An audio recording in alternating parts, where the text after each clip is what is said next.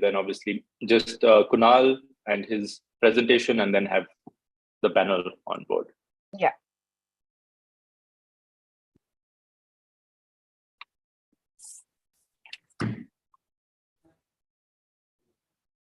So just a note for the panel.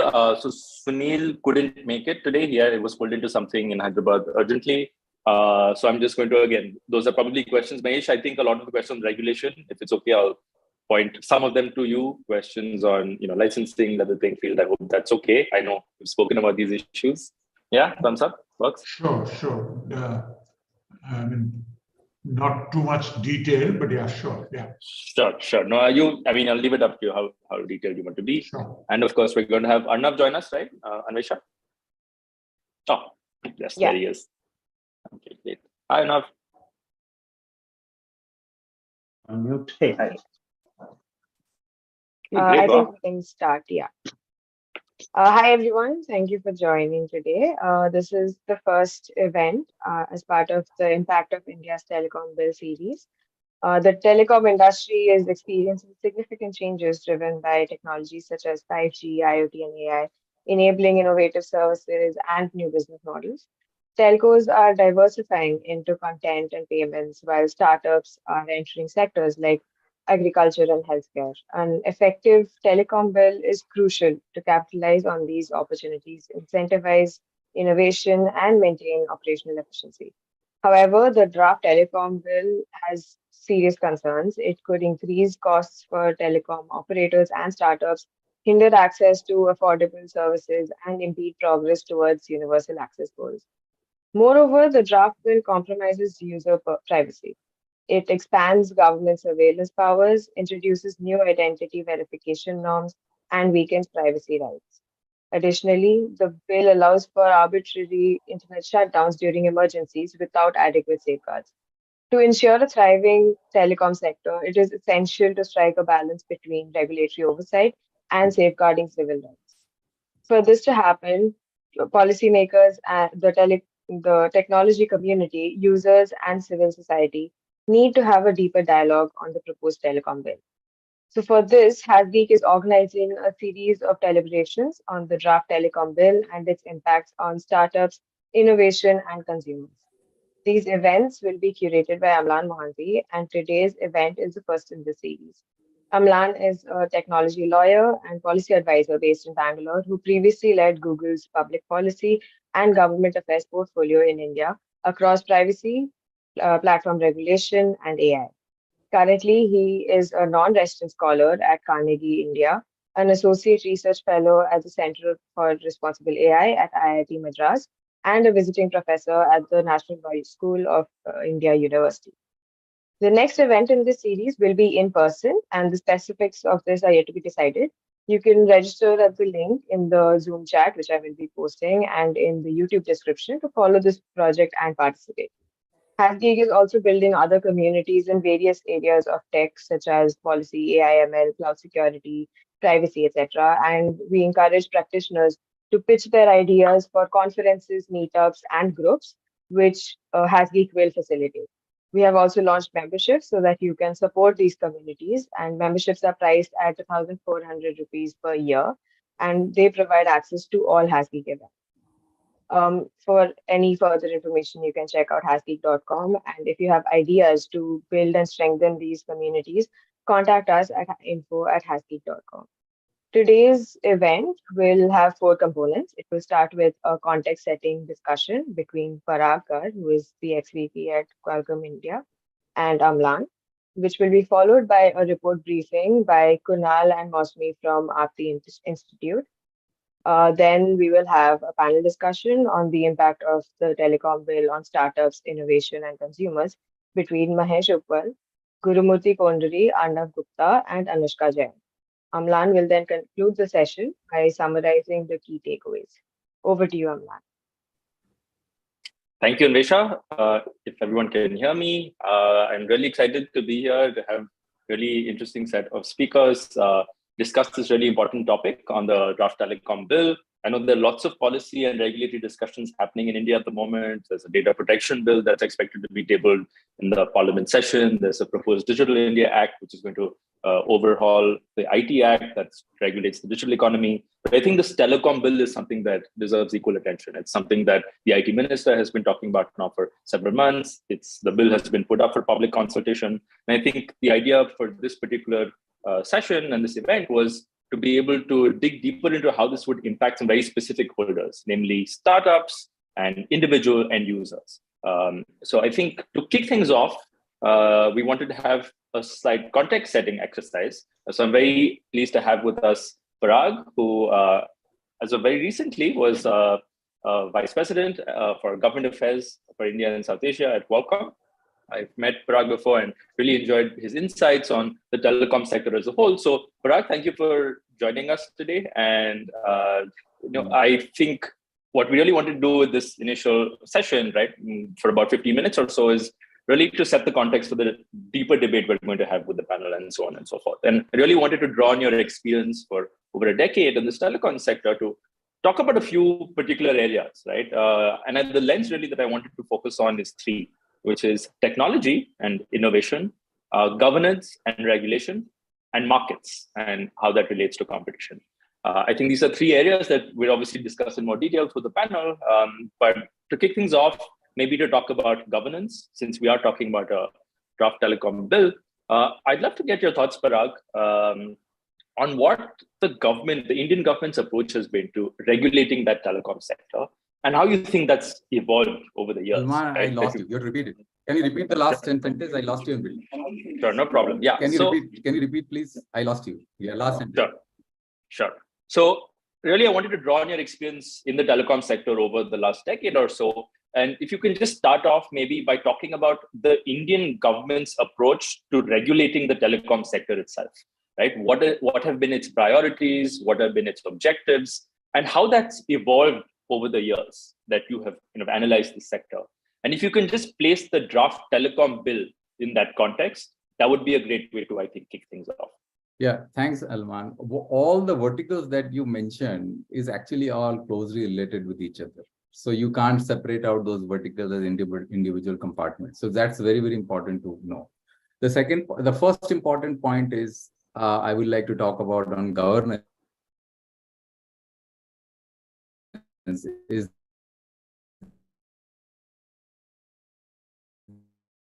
that what approach the government has been taking as far as regulating. Okay, my voice is coming. Can you hear me?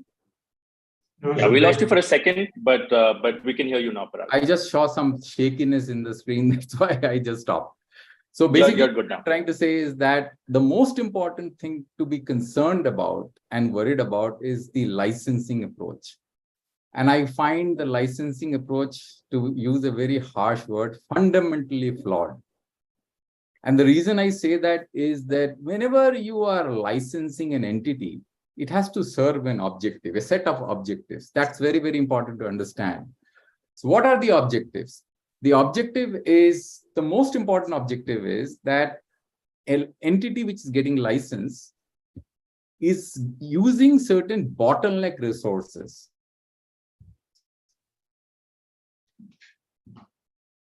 Because if there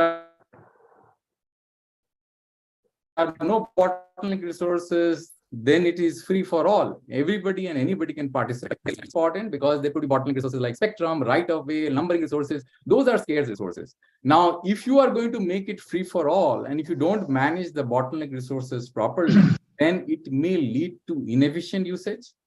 Second, it may lead to grabbing of those bottleneck resources to prevent entry of others. And it may lead to wastage of bottleneck resources. And all the three that I mentioned actually is clearly evident in our telecom sector, right? The references have been, a lot of spectrum is lying waste for such a long period of time. It is not being getting used. Then the entry of players in the market has been artificially blocked. You start with 1995 when the basic services license was auctioned. What was the need for auctioning a license which did not use any bottleneck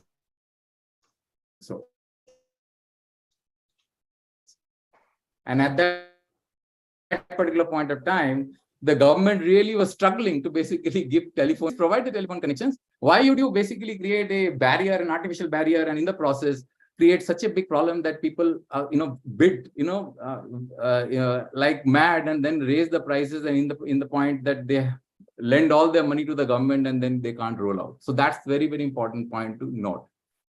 So that's the important point about licensing, the regulatory approach. The second piece is that there are other aspects of regulation, for example, competitiveness of the market. If you disturb the competitiveness of the market and don't preserve the competitiveness of the market, then everybody gets impacted. The startups get impacted, the consumer gets impacted, there are no choices, and the players will have the full leverage to not only raise prices,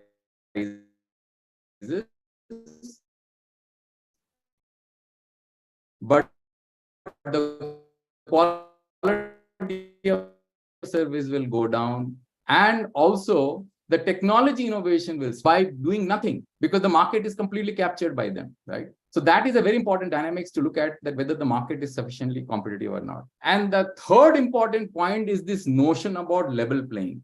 I think this is the most misused and most misunderstood notion, level playing. There is no need to have level playing. First of all, do you have level playing field in your life? Are these people equally placed in your life? You only regulate those who are powerful, who can cause damages into the sector and prevent others to intervene and enter the sector. So you should allow players free for all to enter the market and play in the market, and only regulate those players who actually have become very big, and their presence in the market can disturb the market equilibrium and prevent the other players to contribute. I'll stop here because there are many things, Arman, I can keep on saying. I don't want, nothing gets lost between the cracks. Sure. Thank you, Parag. Firstly, just a point of note, there was a little bit of a disturbance, I think, between some of your remarks. So for, I think, the benefit of the audience as well, I'm just going to quickly summarize what you were saying, just a couple of points. One, I think this idea that the licensing approach, of course, is flawed for several reasons. It, I think, obviously starts from a fundamental flaw in assumption about, the type of resources and the scarcity of certain resources. So I think that's something we need to keep in mind. Two, I think you were talking a little bit about competitiveness of the market and how you believe that issues of quality of service, for example, and price and affordability are related to the competitiveness. So I think I'd love to talk to you a little bit more about that. And then lastly, you touched on this idea of a level playing field, right? And clearly this is something that the regulator, both in India but around the world, have been putting out as a potential regulatory objective. And this is definitely something we're seeing in the telecom bill. So thank you for those opening remarks. Just wanted to dig into a couple of these points, right? And if you can talk maybe even in the context of what you've seen in the draft telecom bill, that would be helpful. One is in terms of this idea of licensing itself, right? We'll talk about this in more detail in the panel. But I think this idea that potentially licensing could be an entry barrier for startups, right? Have you had some time to think about potentially what the objective of that broad definition for services is, why they're contemplating a stricter regulatory framework, whether it's licensing or registration for new entrants into the space, and potentially what the impact could be on startups, right? So maybe if you can just start with that, maybe we can pick up a few more threads as well. See, first point one, we need to understand that the government is fully empowered to license.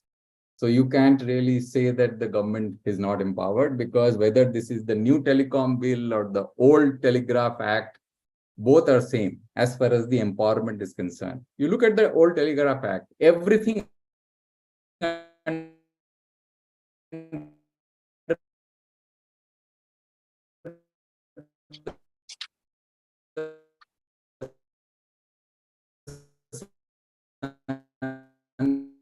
can be licensed by the government, right?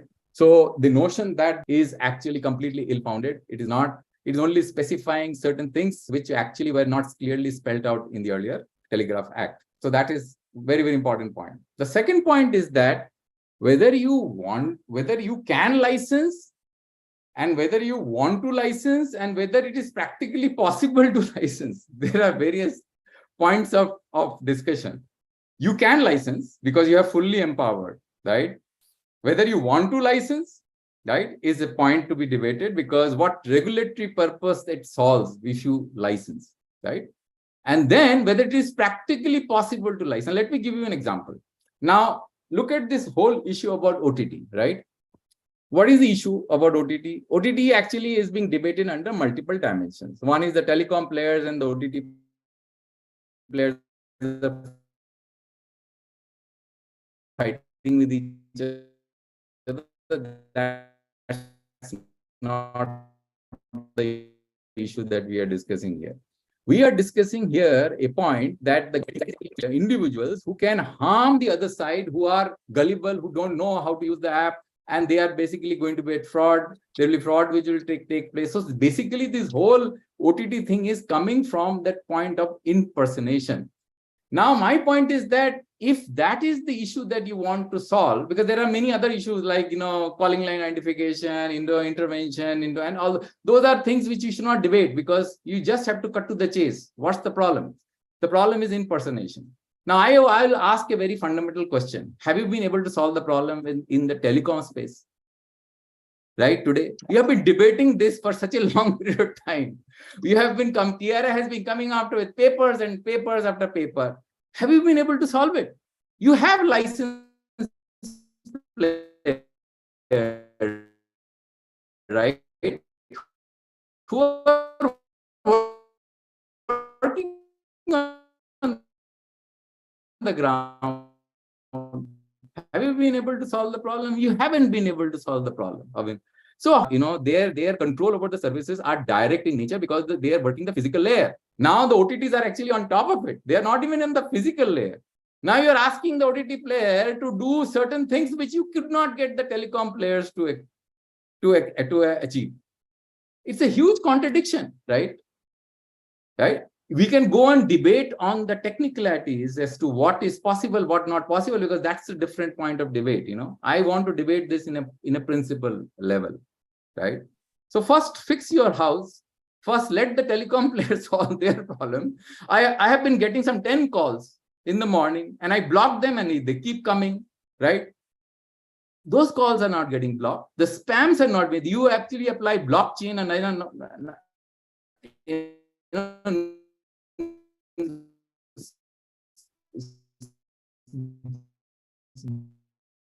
Those technologies which we have been talking about, will help, and you keep going to the service provider TRA on the mobile phones on direct calling.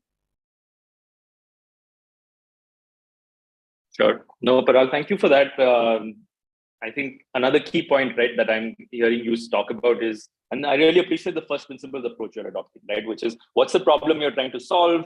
You're obviously linking it to a particular harm, whether it's impersonation, right, trying to identify potential, call masking issues, fraudulent scams of that nature, and really trying to understand whether licensing could be a solution to that. And I think it seems like from your perspective, perhaps this might not be the right approach, right?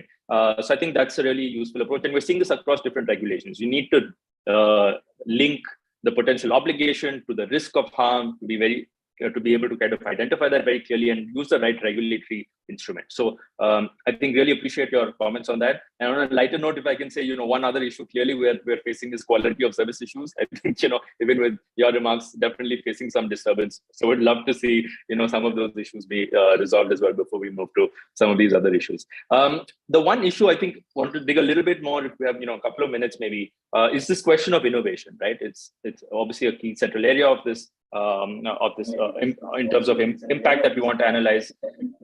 In all of your experience, I'm sure you've dealt with new and emerging technologies, whether it's white space technologies or, things like Project Loon, really innovative ideas. But I think one of the goals of this telecom bill has been to be able to make India a global leader in telecom, right? Whether it's through manufacturing, exports, have new and emerging technologies. What is your sense of whether the telecom bill will be able to do that? What should a telecom bill have, again, from first principles? And do you see some of those elements in this bill? And maybe if you'd like to take a few examples of some failed experiments and what might have helped make them successful. See, again, I will go to fundamentals, Salman. Fundamental thing is that who is doing innovation and why? Why would I do innovation? Tell me. Innovation requires money. lot of resources are required. If I am doing innovation, it should serve a purpose. What is the purpose? Should be able to generate competitiveness.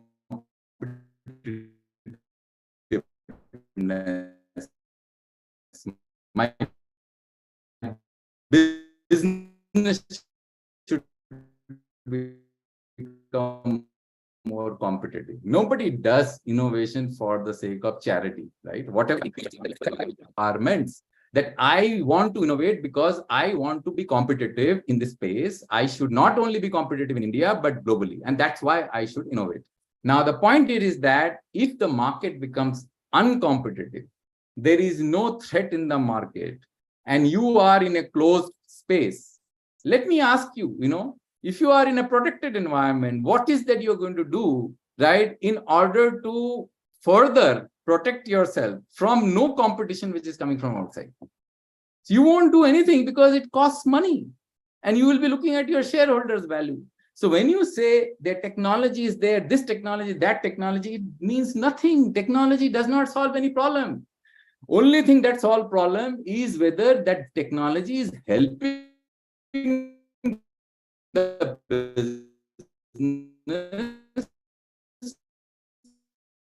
to add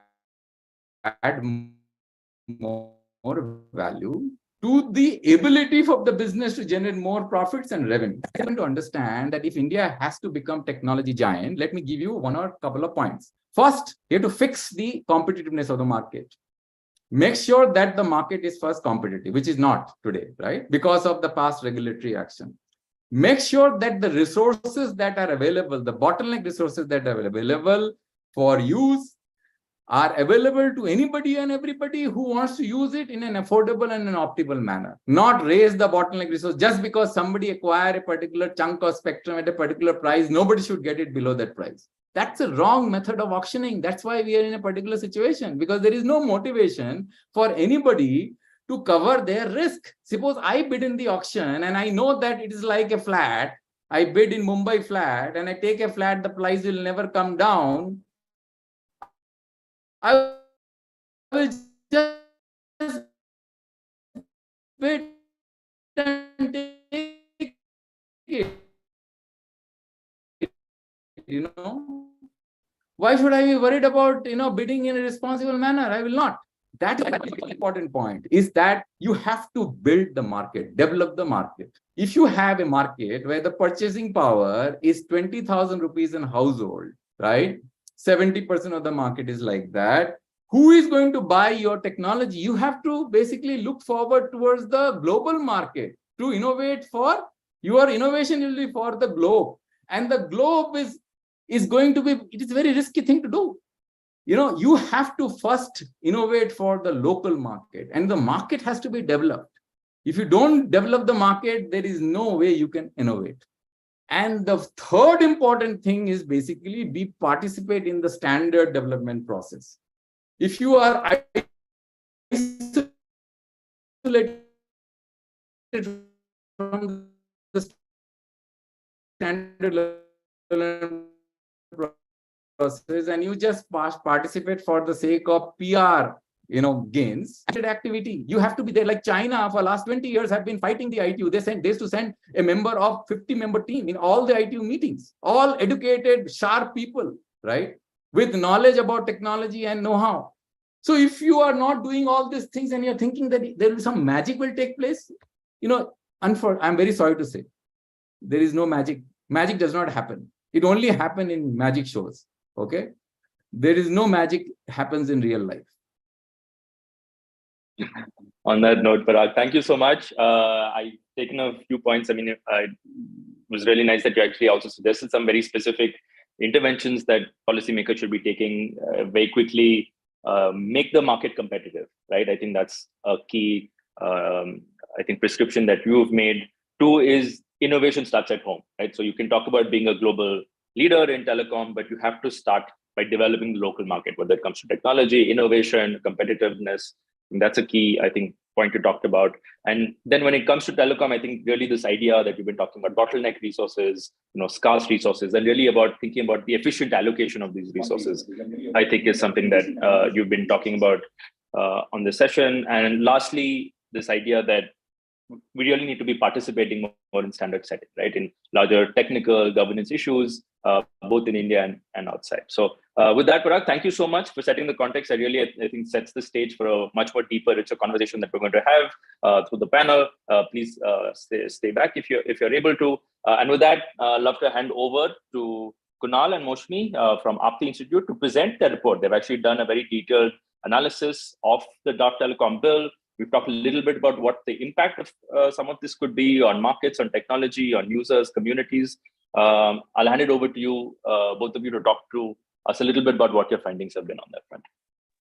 Yeah, thanks, Amlan. That's helpful, and really appreciate being part of this platform and being able to converse about this plethora of things that we're talking about, and honestly building off a lot of what Mr. Carr said as well. And is it audible now? Yeah. Is it audible now? Yeah. So I think, just really appreciate the opportunity to share some of the work, and we'll be sharing a little bit of a presentation that we're making about the scope of the study that we had conducted, as well as sort of understanding what the telecommunication sector and industry even means. And just to, I think, get started, mirror a lot of the points that are already being made, and I think are being shared throughout not just this panel, but the ecosystem at large as well. And we've been able to participate in a lot of other events, as well as being able to talk to some of the experts some of them are here on this panel, as well as outside as well. So is my screen visible to everyone? Great. Yes.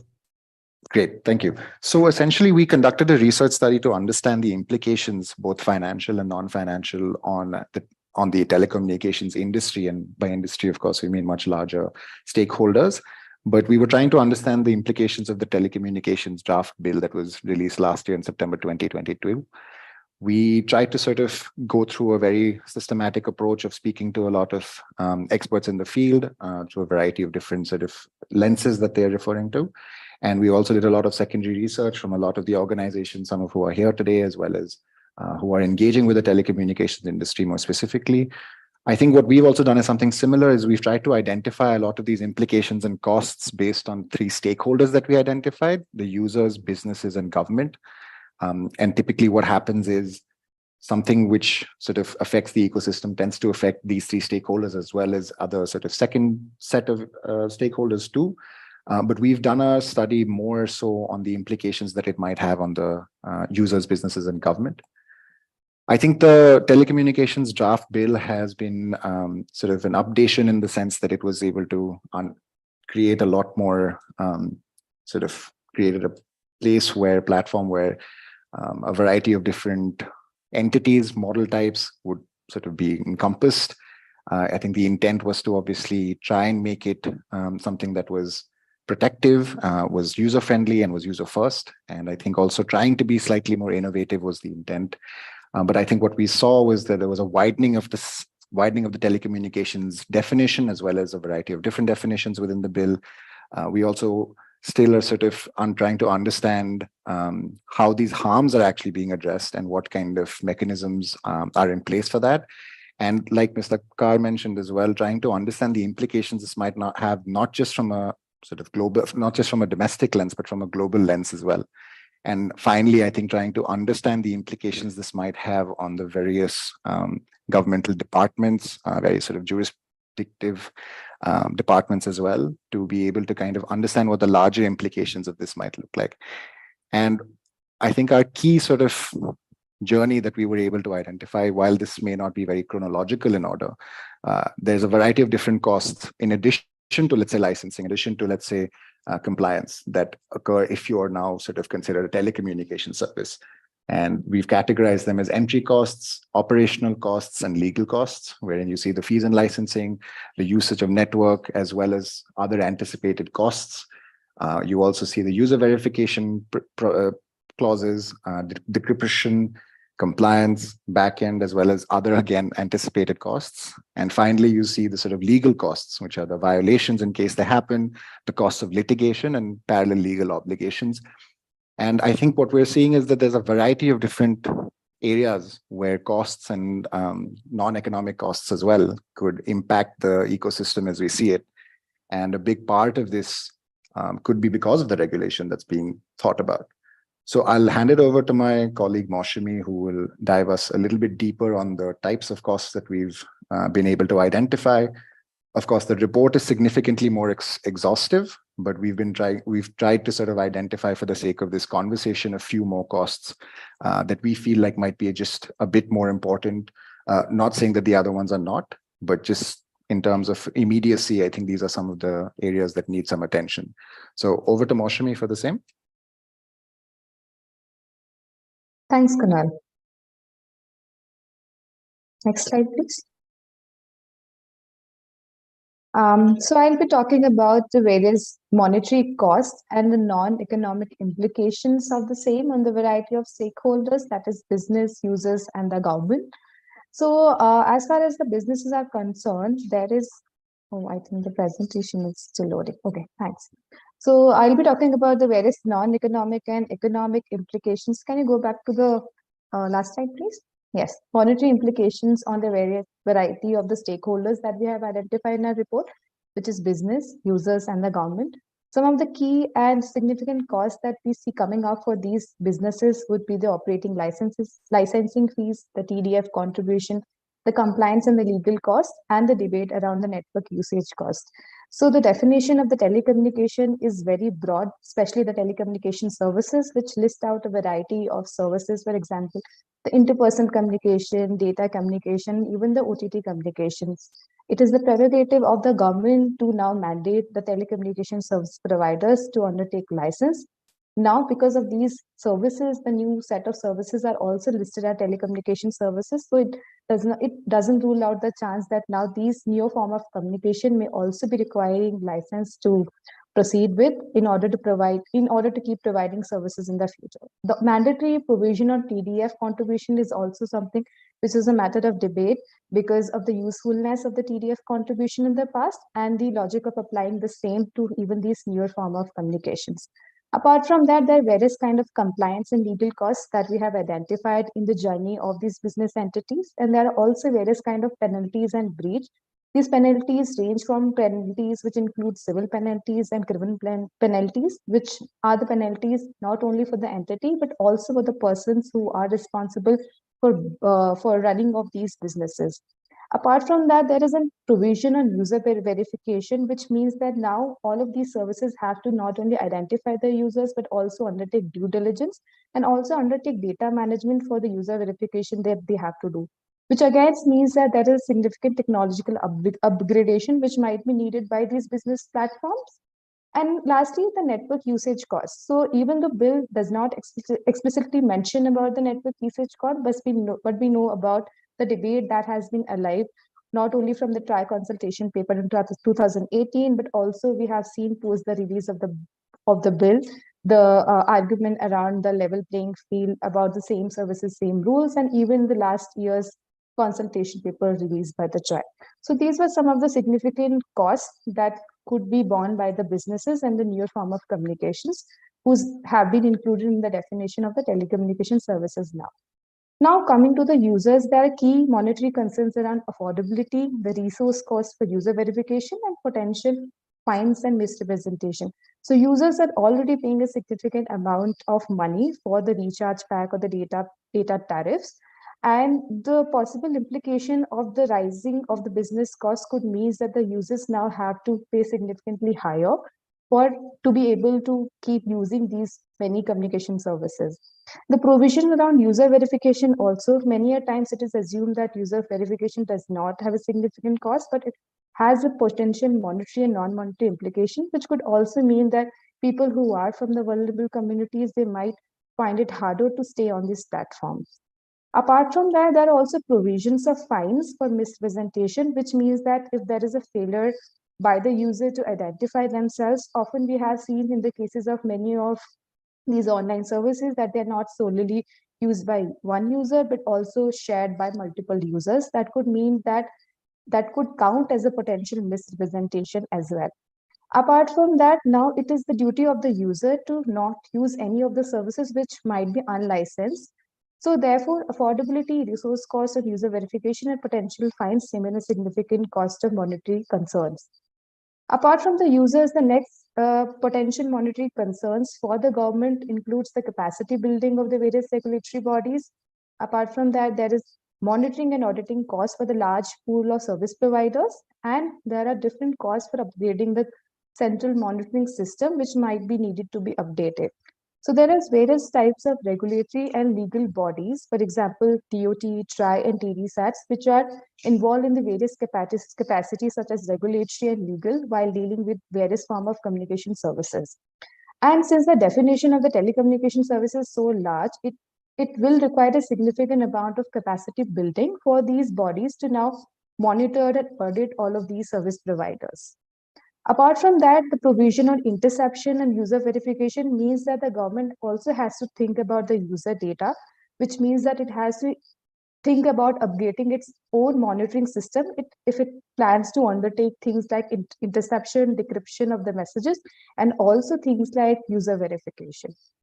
Next slide, please.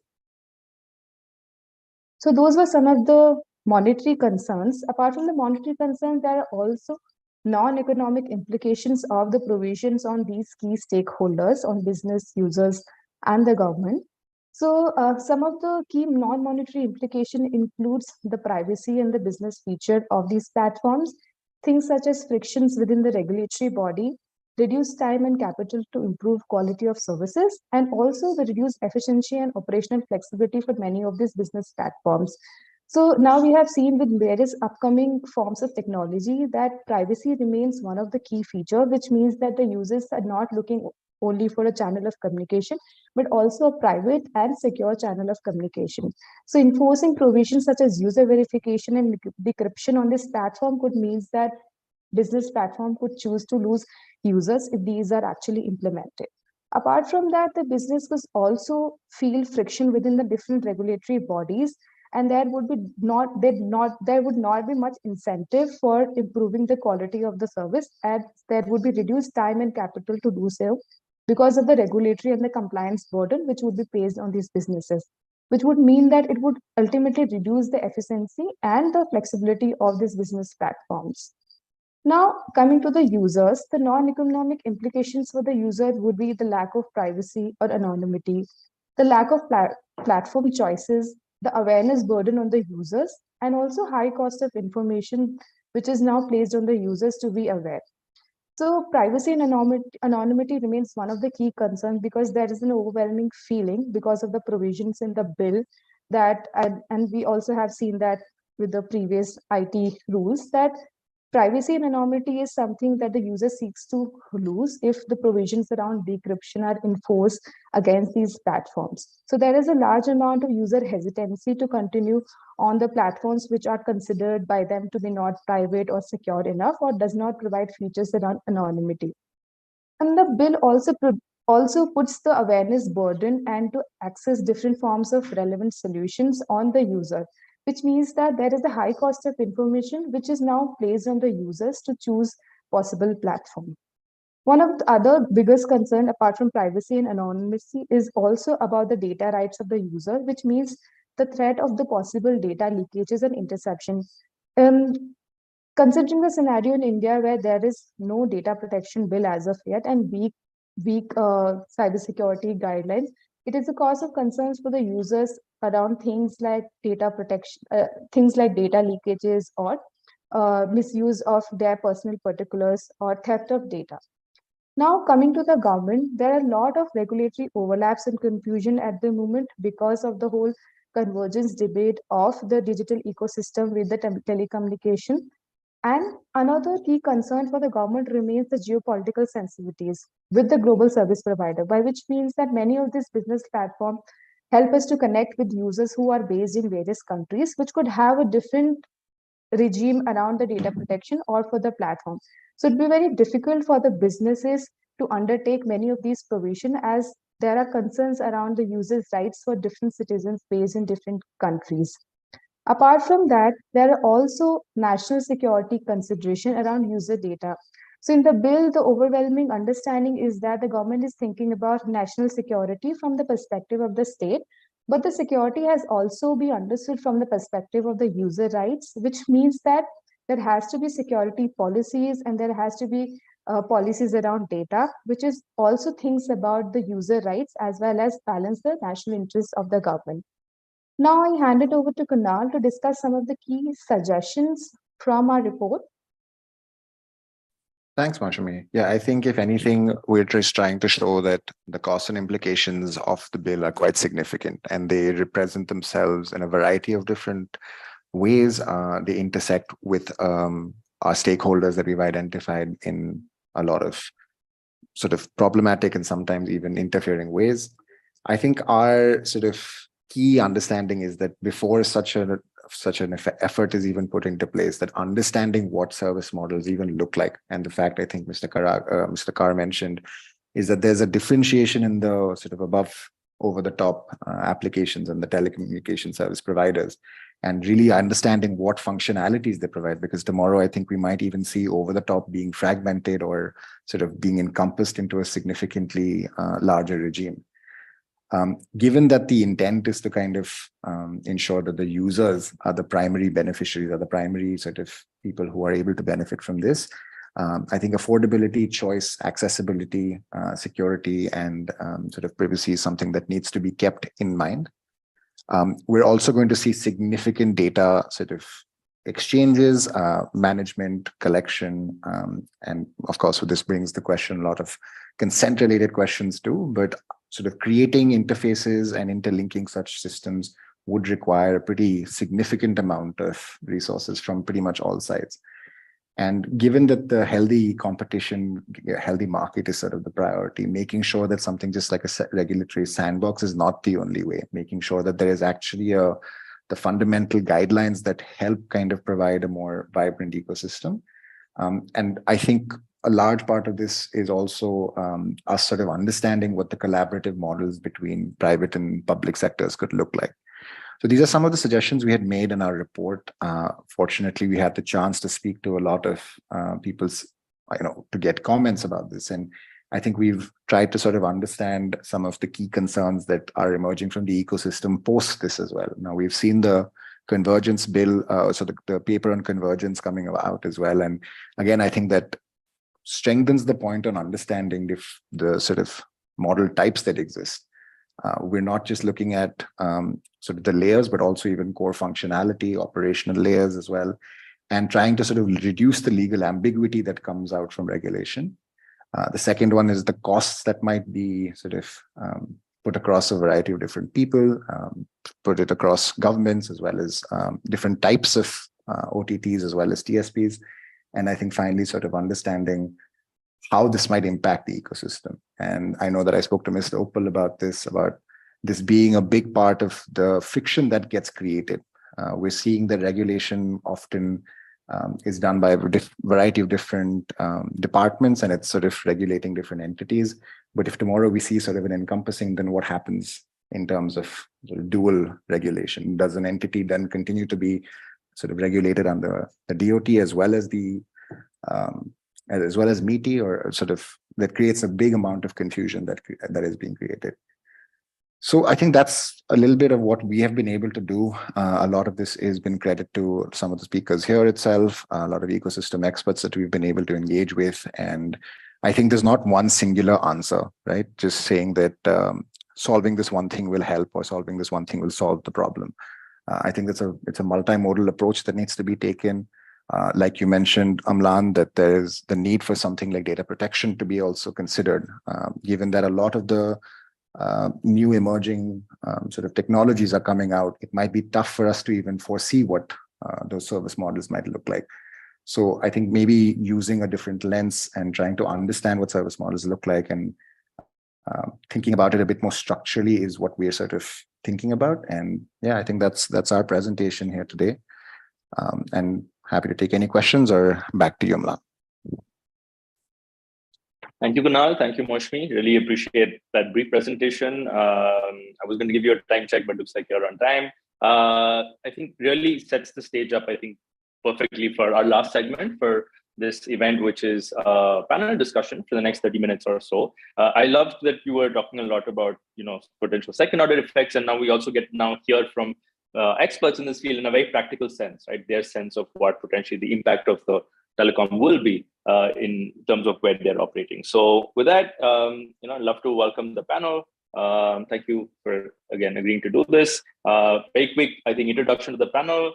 We have Anushka Jain, who's a policy counsel at the Internet Freedom Foundation, works on issues of surveillance and transparency. Love to, again, get your thoughts on some of what Apti's discussed, and also what Parag mentioned around potential secondary effects and impact.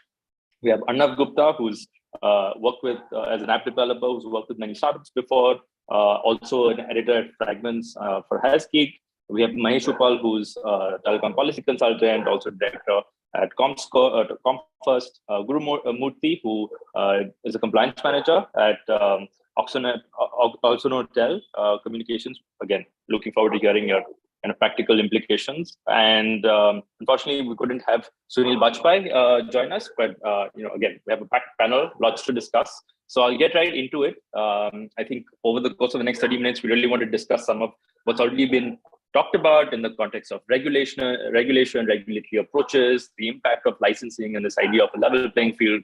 Obviously, want to talk about how this impacts startups, the innovation ecosystem in India, what kind of policy levers and enablers might be useful to organizations working in this space. And lastly, we really want to think about how this impacts the end user. Right? We want to think about potentially the implications of the larger identity management system that they're building out to the telecom sector through the telecom bill, talk about implications of surveillance, interception and monitoring. So really looking forward to digging into this. So with that, I want to kick off with, I think, the question of innovation, which I think is on top of everyone's mind right now. There's been a lot of debate about how all of these policies and regulations are meant to make India a pro-innovative, pro-market leader in the larger global technology industry. So I want to hear from people who are actually working in this space, right? So Arnav, if I may come to you first, right?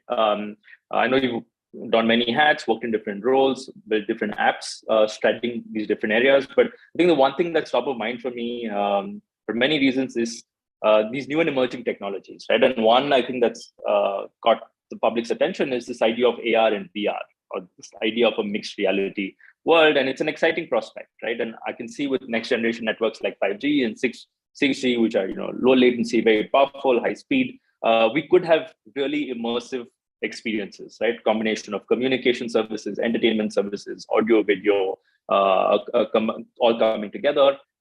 As someone who's working on these issues, you're working in this space, you're building these technologies, a telecom bill, even in this stage, could seem a bit intimidating. So when you look at this and you're listening to some of these people speak about what their views are on the bill, how do you feel about this, and what would you want from the government and regulator in terms of policy incentives and enablers to just let you continue to innovate? Arnav, you're on mute. Yeah, sorry, I was on mute. So to take up the question, I think I will go back to one of the things that Parag was saying right in the beginning, that why do we sort of regulate certain things, or why do we even license certain things? Is probably like somebody can bring something which could be like a service, but if it is, let's say, overused, it draws on some resources which it should not have, or it could cause some harm somewhere.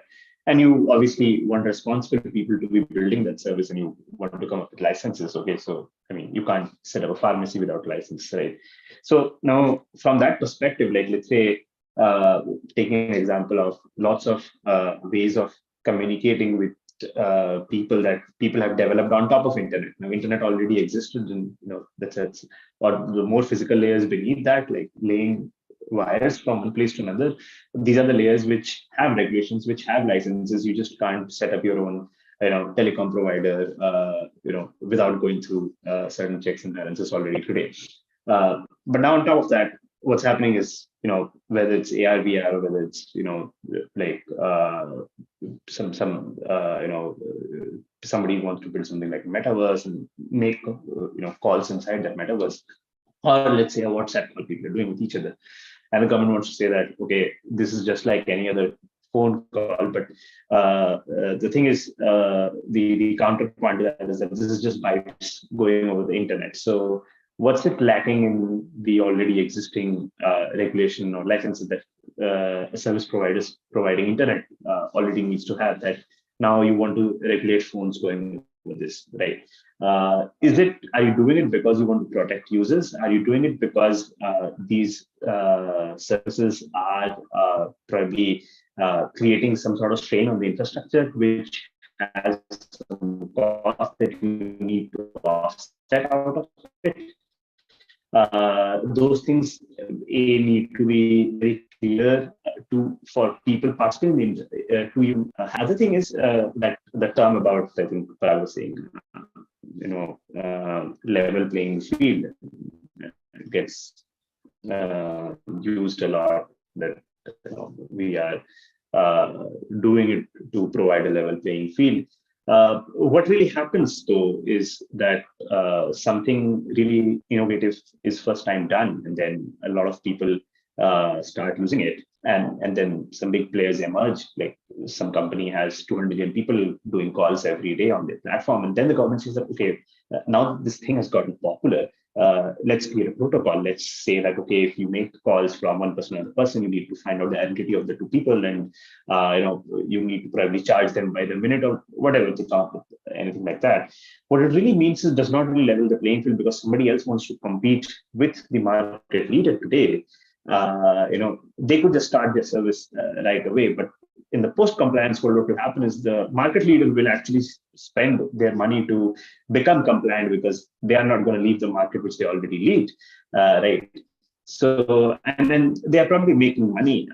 They're probably making enough profits to actually, pay a hefty amount of money for a compliance team to actually work, and probably also lobby the government to make sure the compliance does not really handicap them. Have the compliance team to set up a compliance. But now the new player cannot really start, because they are entering into the market where day one they need to get a license. They don't know how soon they can get that license. They don't know that if a regulatory lapse happens, then who is going to penalize them. We don't know any of these things. So this ended up like not making it level playing field in that sense, right?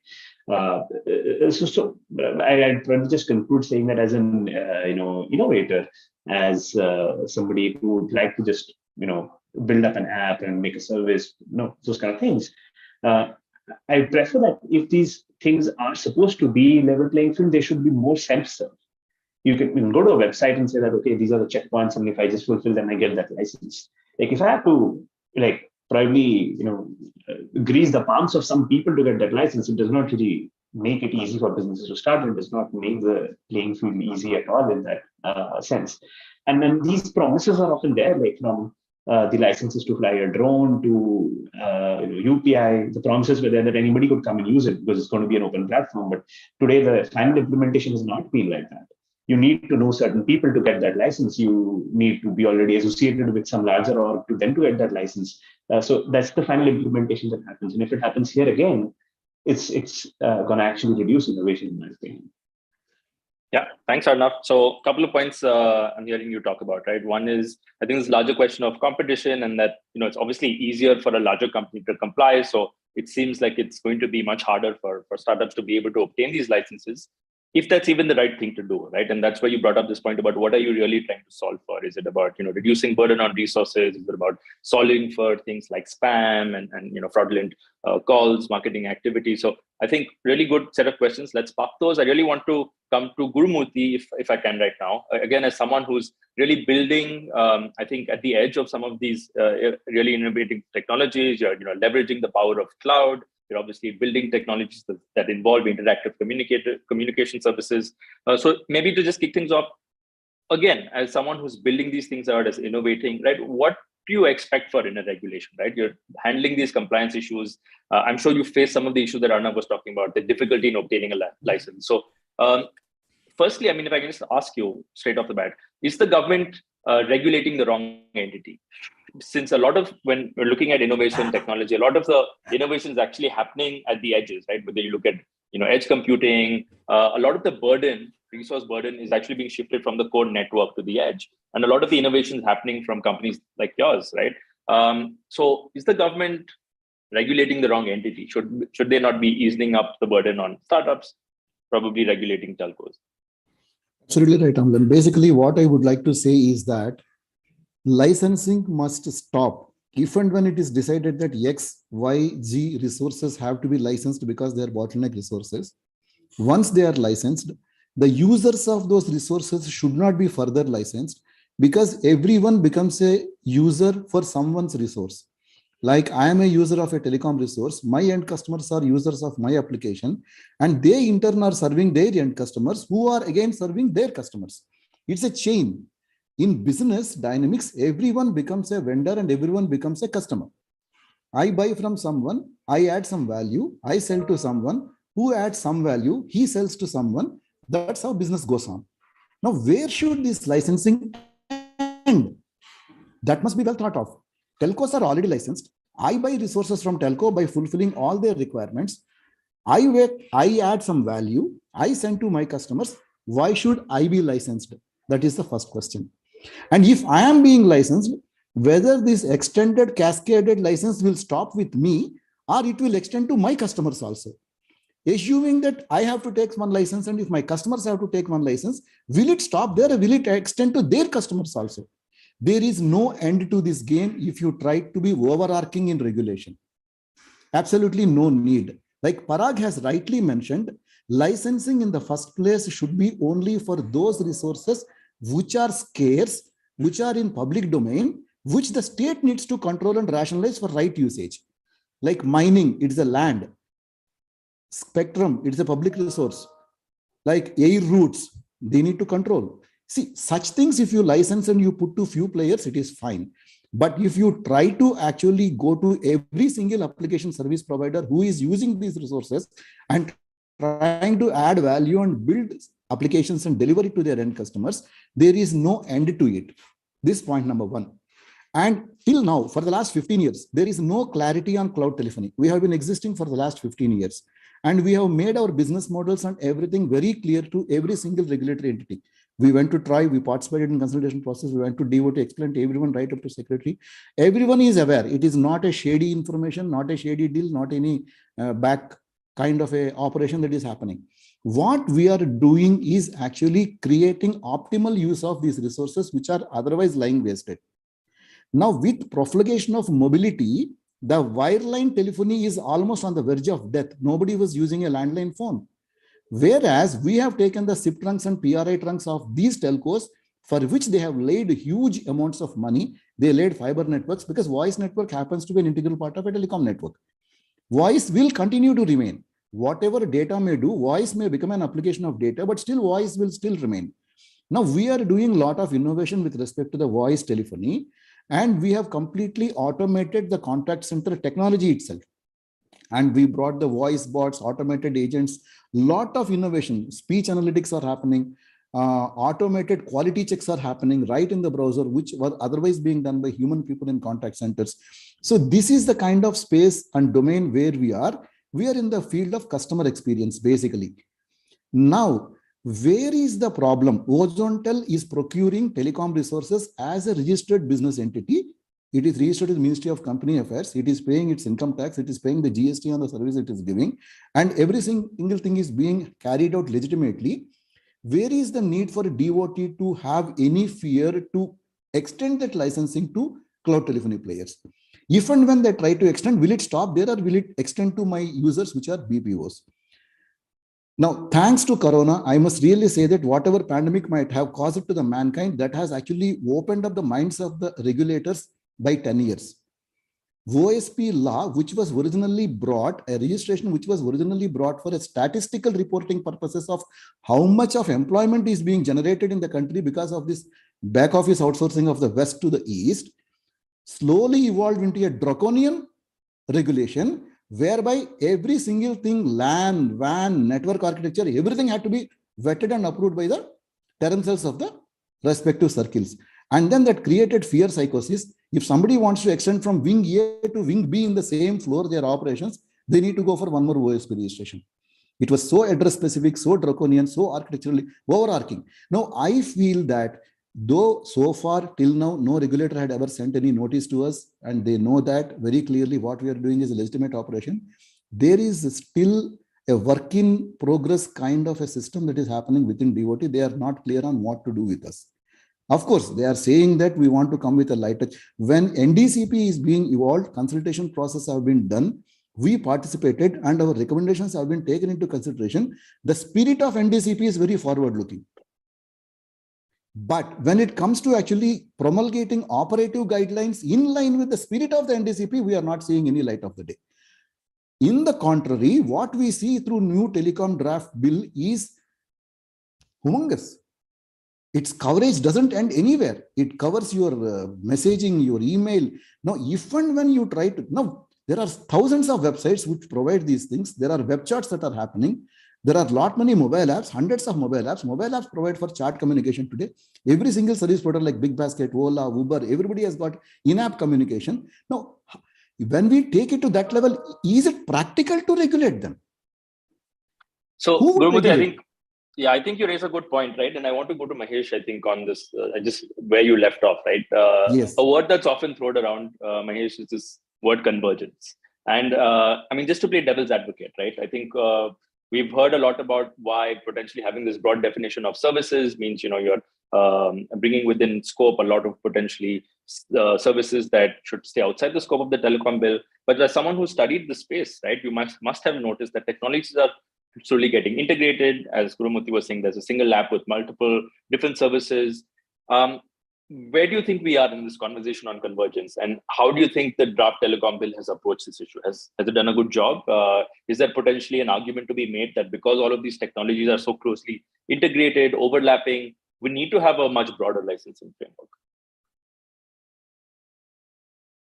Mahesh, you're on mute, Mahesh.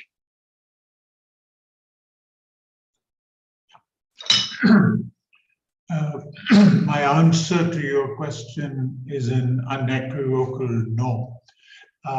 So let's, you know, the Indian Telecommunications Bill, its self-proclaimed aim is to improve, update, and clarify the Indian telecommunications legislative and regulatory regime. Okay.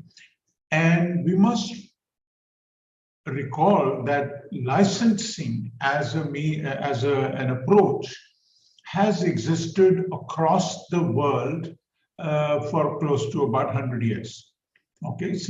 However, what most economies, most modern regulatory regimes, more evolved regulatory regimes have done in the last 25, 30 years is to reduce and to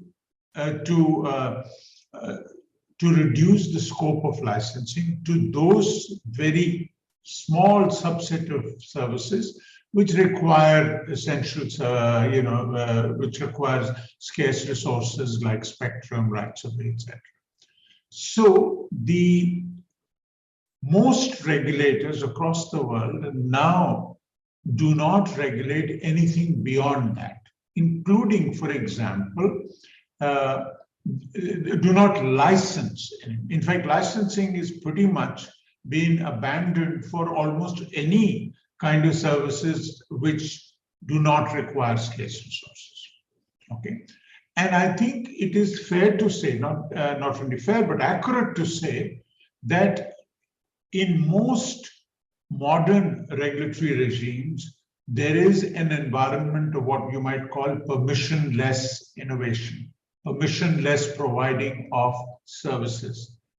And that is, I believe, a very significant improvement that should have been sought, because that is, remember, a point that I often make is that the Indian Telegraph Act came from our colonial days. It was a time when there was only one service provider and one service, namely telephony, right? And we've come a long way. And really what the problem with the Telegraph Bill is not that it could not allow mobile services, which it has. It was not that it didn't allow competition, it has. Or that it somehow didn't allow private players to operate, it has. So the real problem was that it was command and control. The real problem was that it required licenses. It requires prior permission to offer services. And I believe that that was the most important update, improvement, clarification that was required in the Indian Telecommunications Bill, and is sadly absent from that bill. Now, coming to the point about convergence. Right? Now, we all know, and I can speak with a little bit more passion on this because it's something that I've been involved in for at least 25, 30 years. But see, it is true that you can use your mobile or your fixed line telecom network to provide broadcasting services. You can use cable telephony to provide cable TV to provide telephony. You can do all kinds of things. I can use my IP services for making calls, making videos, blah, blah. Now, what really you needed, what the regulators or indeed legislation needed to do and has done elsewhere is the facilitation of convergence. That is, if there were barriers to providing services because of the narrow definition of services, for example, if you had a broadcasting license which did not include telecommunication service, but now the same network can be used to provide telephone services, then you allow that to happen. If similarly, if your telecom network, which earlier did not allow you to broadcast, but now does allow you to broadcast, so what you needed and what has been done elsewhere is to enable people to use the networks to its full capacity, to allow it to be used in as efficient and as creative a way as possible, right? Now that is something that we again have unfortunately not done. Otherwise, if you look at convergence in the way that we have often seen, particularly bureaucrats looking at it, we've used it as an excuse to license rather than the other way around. We have said, okay, now you can do broadcasting also, so how about some broadcasting rules for you?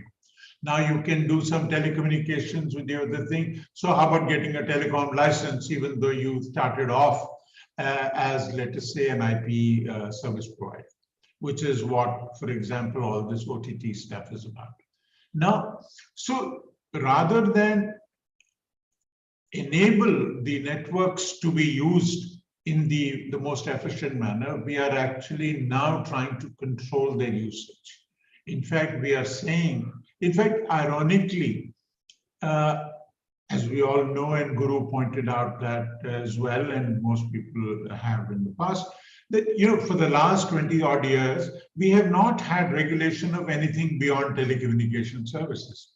So when the world actually deregulated these services, we are coming back from the back door to actually regulate them, right?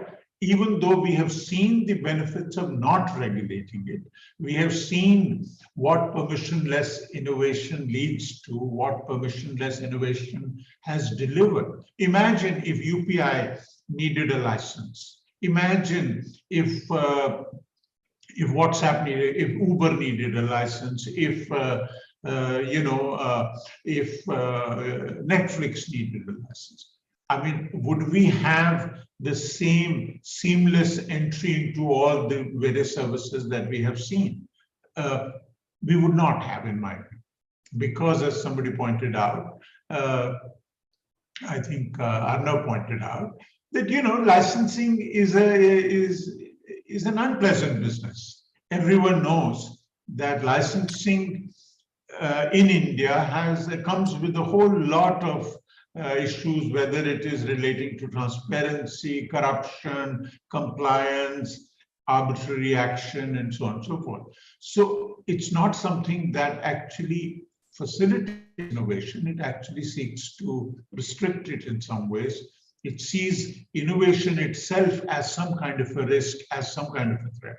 So clearly that is something that we have, I think, got badly wrong, and we it is true, for example, that the government has, there were 2 or 3 other problems with the telecom bill. As you know, it restricts the role of the TRAI in licensing matters. It also talks about licensing services, licensing pretty much everything, including email, etc.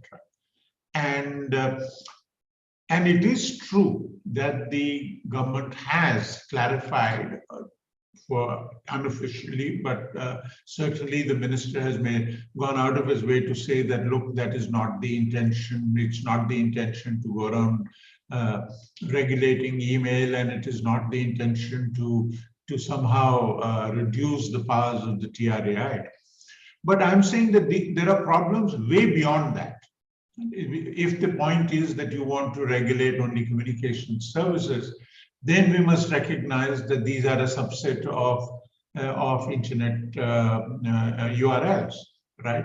So are you now going to have a situation where some URLs, accessing some URLs will need a license or some kind of an authorization and not others?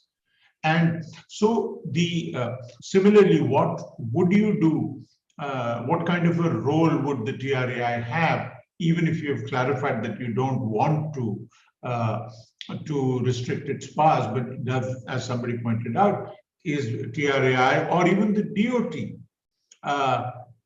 in a position to deal with the scale of the problem? The scale of the problem, the literally hundreds of thousands of apps that we are talking about and so on and so forth, is not a trivial exercise. To complete my point, I'd say that legislation, if it needs to have some controls or some kind of a thing that needs regulation, I would say there are 3. There are 3 kinds of protections that we do need, and maybe it's good that we have at least the core idea in the legislation. One is obviously the protection of consumers, right? The second is the protection of the networks themselves, because the network, by definition, if I put something on the network, or if I start using a device which somehow degrades its quality, that is an issue. So standards, etc., will be published. And the third thing, of course, is national security. So my point is that anything that falls beyond this sieve really has no business to be regulated or licensed. And doing so would increase costs, as Kunal and Mashumi have pointed out in their report. And not only those costs which are tangible, but also the intangible ones that they have hinted. And so I think the Indian Telecom Bill actually is retrograde. In fact, it is not even attempting to undertake that reform that our peers have already undertaken. In fact, it is trying to add regulation where actually even in India it did not exist. So I think that is a worrying situation, but happy to take more calls. Sure. Thank you, Mahesh. I do want to talk a little bit about some of the other problems, I think, in the bill. And as you rightly mentioned, I think one of the key objectives, of course, is protecting users and consumers and end users, as Guru was talking about earlier. So I do want to shift tracks a little bit to talk a little bit about that. And I think Kunal and Mashmi did a great job about talking about both the financial costs of this, but also non-financial, intangible social costs. And I want to bring Anushka into this debate, talk a little bit about that. So Anushka, I know you've done a lot of work around surveillance and transparency. And I think one of the big criticisms that people have been talking about in the context of the draft bill is the impact on users' privacy rights, their ability to have conversations through secure communication services, whether they're end-to-end encrypted in whatever form. So, I think the commentary we've been hearing a lot about is this was a great opportunity for the government to introduce some reform around surveillance, around internet shutdowns, around how people communicate through services in a secure way. What could the government have done better in this draft telecom bill to address some of those issues? And if I can ask you just a follow-up question, why do you think, despite the courts intervening on this issue, despite civil society intervening on this issue, despite research like the ones that Apti has done, talking about the financial and intangible costs of this, that the government hasn't taken this opportunity to reform it? Thank you, Amlan, for that question. And it's it is a head scratcher why this has not happened. Because yes, it was a very good opportunity for reform on surveillance and on internet shutdowns, especially because in the last 5 years, it's not just that civil society has spoken up, or any other sector has spoken up. The Supreme Court itself has given judgments in which they have indicated that you need to review how surveillance is happening in India. You need to review how internet shutdowns are happening in India. However, still this was not done. Some of the suggestions that the telecom bill should have included is definitely how they could have improved the surveillance architecture. It needs to be based on privacy, transparency, and accountability. There is currently no judicial oversight of the surveillance architecture in India, and that is something that is very desperately needed in India, because we genuinely do not know how surveillance is being carried out, and RTI responses that talk about the amount of surveillance that was being done in 2012 show that almost 9,000 interception orders are issued every month. And that was 2012. We are in 2023 right now. We do not know how much that has increased, and how much is actually an application of mind happening when the committee is issuing those orders. Because if you're issuing 9,000 orders in a month, how much are you actually applying your mind to what you are saying? How much you are reviewing what the government is asking for? I think there needed to be safeguards which should have been included, which would have ensured that the rights of the individual, such as privacy, are not completely forgotten in the quest for national security, because there is a very important need to balance those. You cannot say that just because it's a national security issue, we are going to completely take away a fundamental right, and right to privacy is the fundamental right according to the Supreme Court, right? So the Supreme Court has given a lot of direction, especially with regard to surveillance in Puttaswamy, in PUCL versus Union of India. There is a Sri Krishna committee report which has said what should have happened with regard to surveillance specifically, and those directions should definitely have been included in the telecom bill. And it's a similar situation with internet shutdowns as well. Access to the internet should have been recognized as a right and not as a service or something that the government is privileged to provide, which is how they have constructed it right now. There are a lot of suggestions that the Standing Committee on Communications and IT had given in its report on internet shutdowns, such as reviewing the legal regime for suspension of internet services, establishing a centralized database of internet shutdown orders, ensuring that the composition of the review committee is diverse. And all of this does not find any place in the telecom bill. The Supreme Court has also given directions in the Anuradha Bhasin decision that internet shutdown orders should be made publicly available, and this also they failed to include in this new bill. I mean, this is a very simple requirement that make the orders available, but the only thing that has happened is a replication of Section 5(2) of the Telegraph Act in order to update it, just to cement an internet shutdown power in the absence of any regulation or any safeguards being put in place, which is very disappointing. Now, why this has happened is, I think the failure to influence change can be attributed to a lethargy on the part of the government to reform existing provisions, because like I've just told you, it's not like this was something that a singular stakeholder was asking for. Over the years, multiple stakeholders have said that this needs to be done. The Supreme Court itself has said this needs to be done.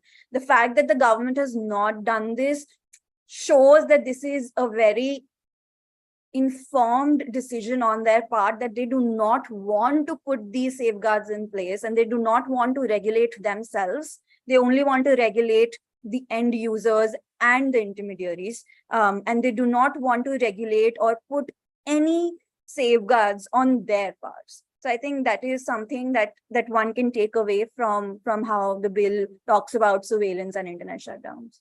Sure. Thank you, Anushka. I think really puts I think some of the other issues that are very user focused into perspective. I know we have about 10 minutes left.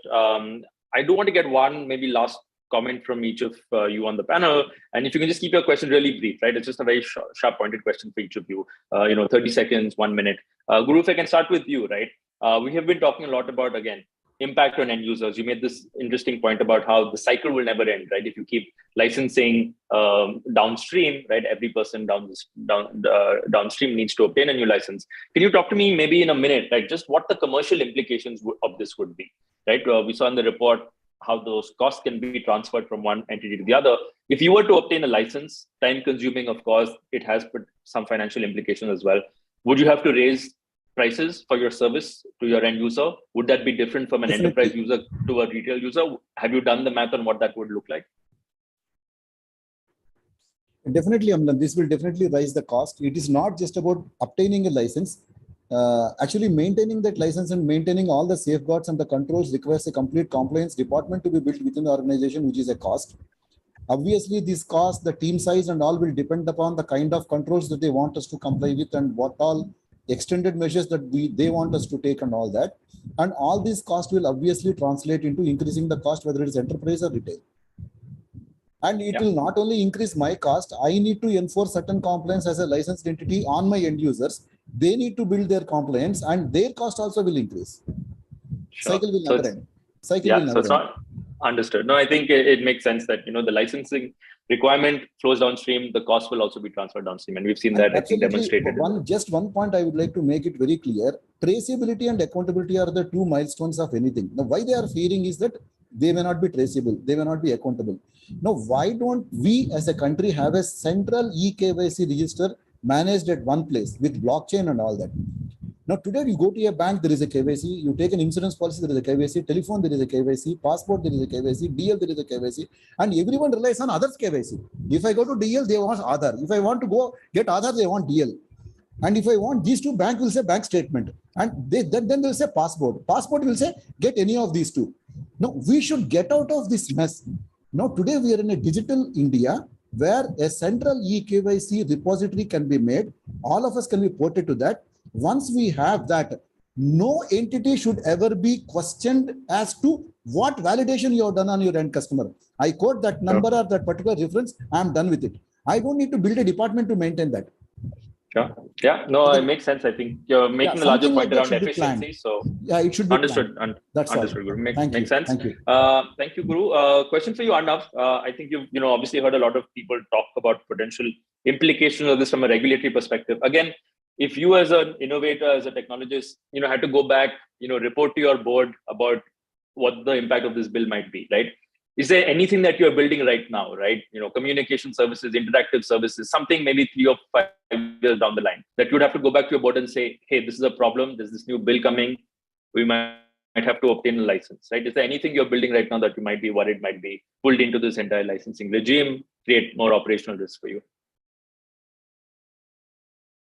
I mean, at this point, I would say anybody who is making any website or app where people can talk to each other would be probably building something that will get covered. So just I haven't really read it in much depth, the draft, but at a very cursory glance, it seems like it has the ability to cover everything. So that sort of puts it in kind of a place where I've had friends go through very similar situation with fintech regulation where, it's like the government said that, ask forgiveness rather than permission, and then the forgiveness never really came. So, and literally to the point of where somebody has built a business of 200 million people getting a credit card, and then you're saying that, okay, this is not allowed.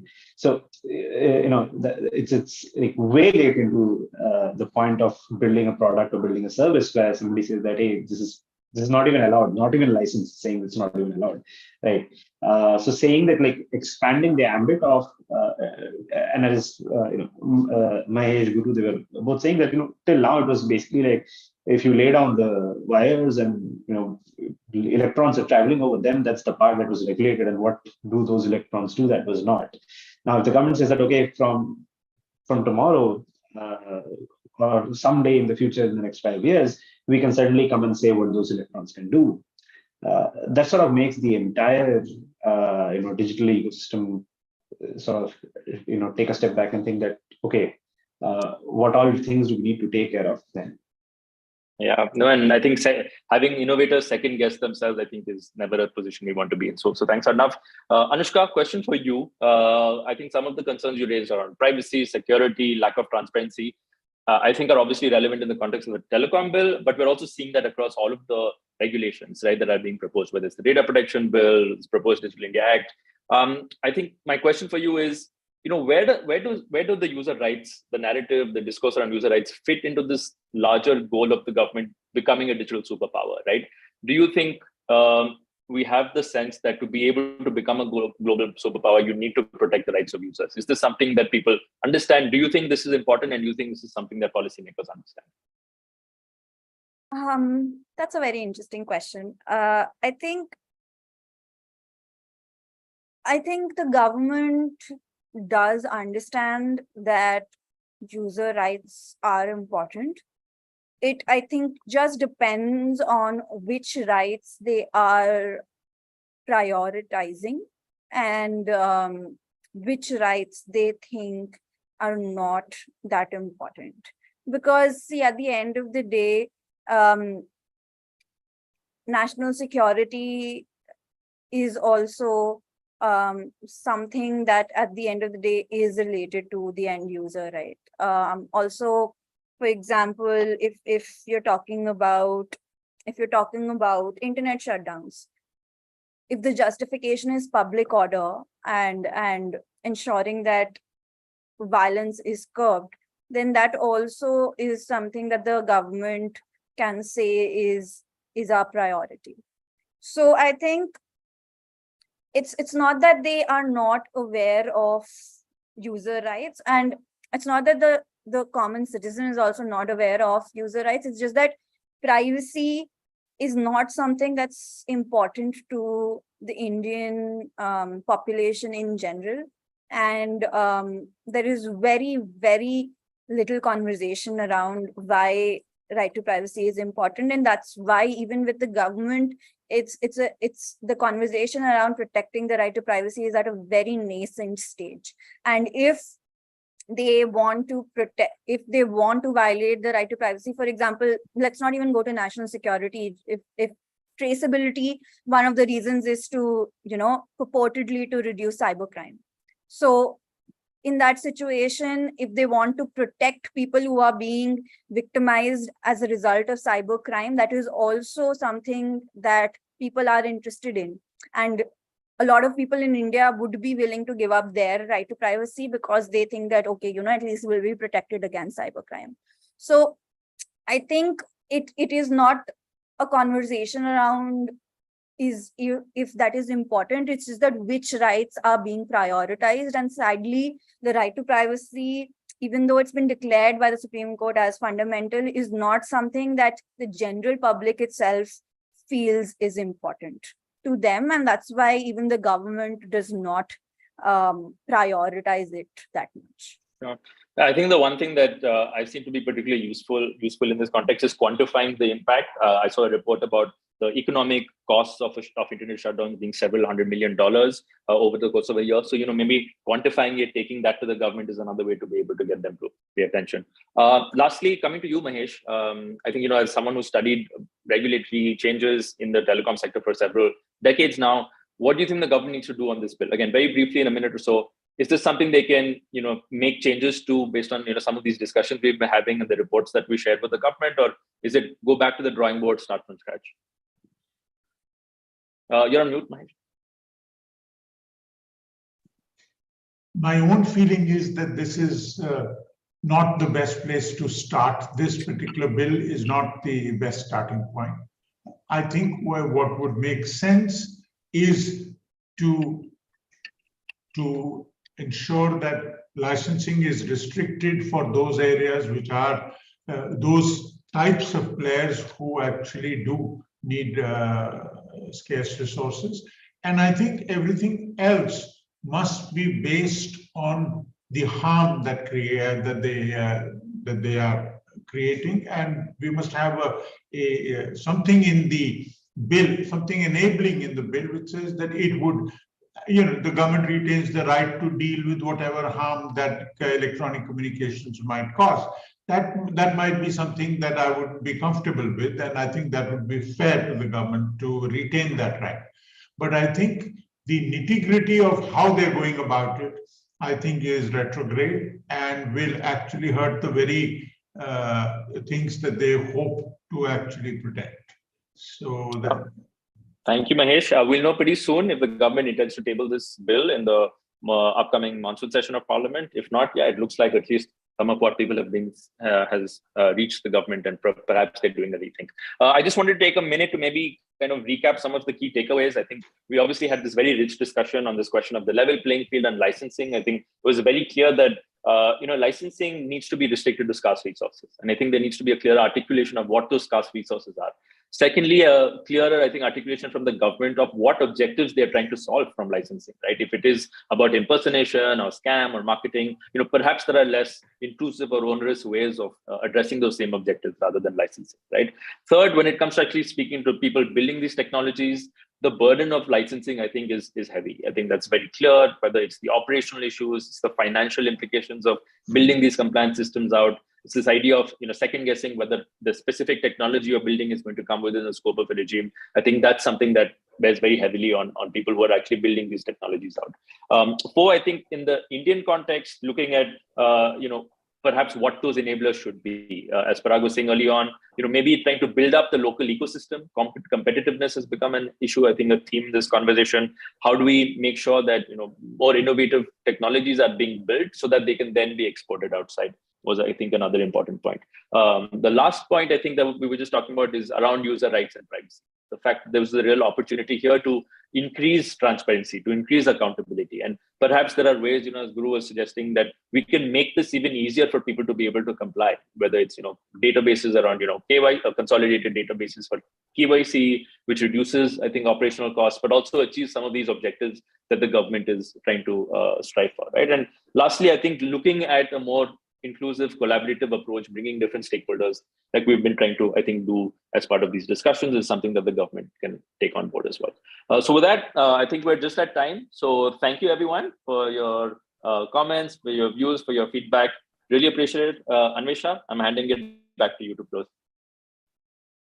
Yeah, thank you, everyone. This was a very rich conversation, and I'm sure we all learned a lot.